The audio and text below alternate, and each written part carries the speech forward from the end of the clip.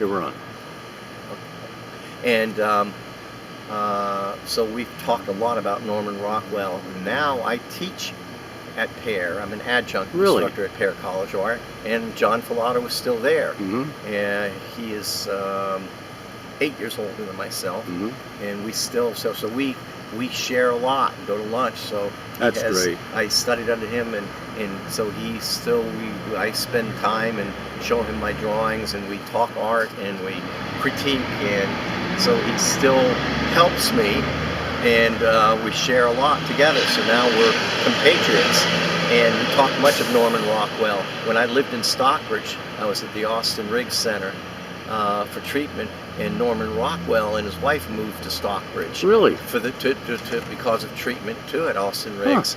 And I used to see Norman Rockwell ride his bicycle up and down, Main Street in Stockbridge. I never stopped to talk with him because I was always afraid to bother him. I was afraid probably many people would pester him. So I didn't. I regret not being able to, because John Filato told me that he was a very amiable man.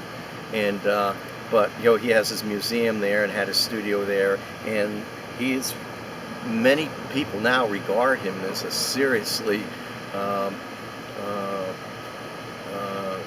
fine artist of American culture.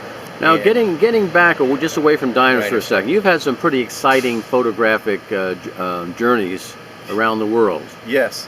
Now, at what point did you get into that? I decided I've always had a tremendous love of history.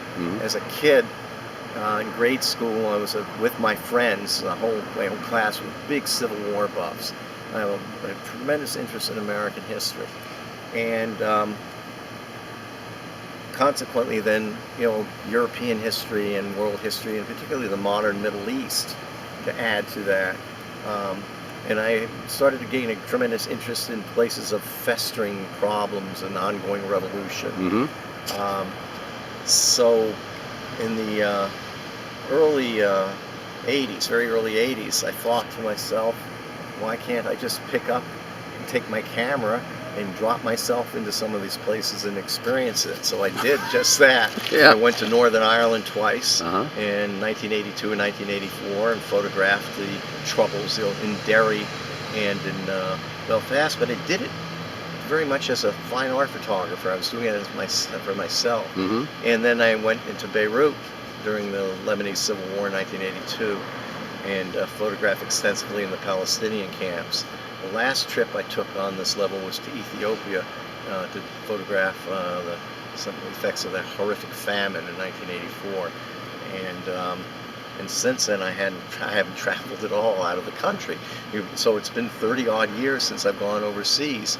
Most of it due to money. My wife got the job in Connecticut, and we moved to Connecticut and bought a house. And that's your current address now? Or? Yes. Okay. Yes. And how long have you been there? In North Haven since 1988. Wow, that's a long. It seems like yesterday for me. It is yesterday. It is, so we're in Connecticut, and the expense of Connecticut and having a house and jobs, all of a sudden years turn into decades, and I'm now 67 and probably too old.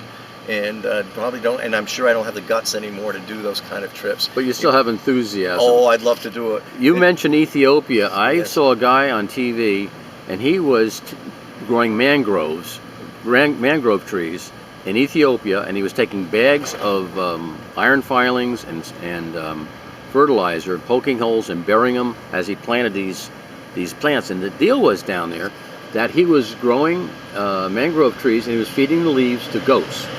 And so he's converting salt water, or brackish water, into food and milk, and fabric or textiles, I guess, from the, what do you call? And I contacted him. He wanted me to come down there, and I was seriously thinking about helping him out. And then I found out that they have these roving gangs of people. They go and just wipe everybody out. You have to be very careful. Ethiopia today, I was there during the horrible regime under Mengistu, which was he was an ally of the.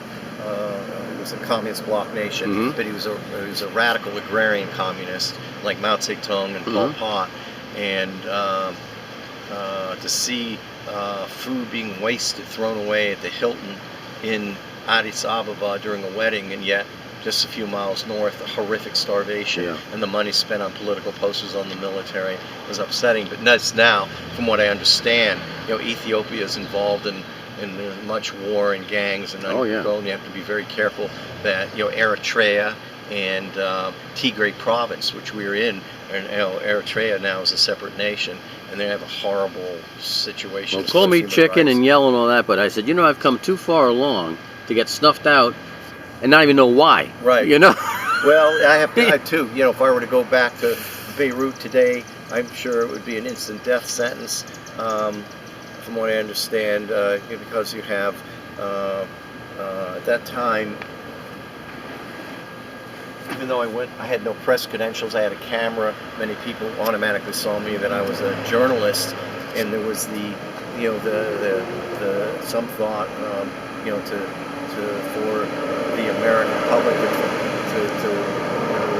to show the problems in the Middle East to the American public. Now, America, an American passport would just be most likely a dangerous situation. Any lawless area with the infiltration of jihadist movements that survive on the poor, the uneducated, the unemployed, the dispossessed, and of course that would include Beirut's refugee camps, which today I believe are full of Syrians.